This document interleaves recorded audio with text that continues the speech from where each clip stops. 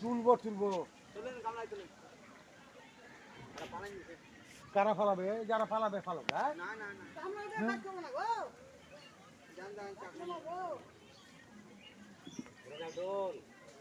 একার দিনে মেয়েদের একটা পর্দার নসিব ঘর ছিল, তারা মহরম যারা দেখতো পর্দা হয়ে দেখতো, বোঝা গেল?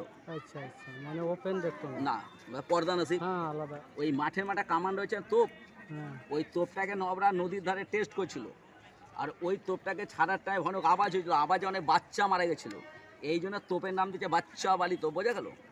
আর সামনে একটা ছোট্ট তাজমহল, নাম হচ্ছে সিরাজের মদিনা।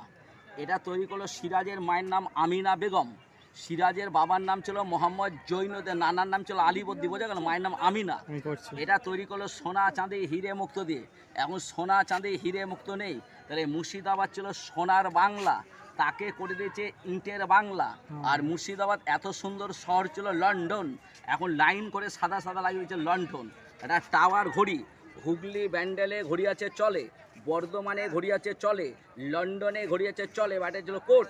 টাইম দেখে চাকরি করো, টাইম দেখে না। হলুদ একটা মসজিদ, ঘড়ির কাঁটাপার সব আছে, কিন্তু ঘড়ির কিন্নি ড্যাম না নড়ে না চড়ে। বাবা এদিকে আসো, একটা কামানটা বলে দিই এখানে, এখানে দাঁড়া, এখানে দেখেন ফুলের বাগানে ঘাসের ভেতরে একটা কামান আছে, দেখতে তোপ।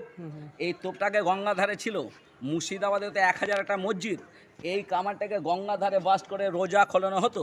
এখন কামানটা ফাটিয়ে রোজা খোলানো হয় না, এখন ফুলের সাজিয়েছে, এখন মসজিদে মাইক হয়ে গেছে, বোঝা গেল? এবার একটু এখানে আসেন।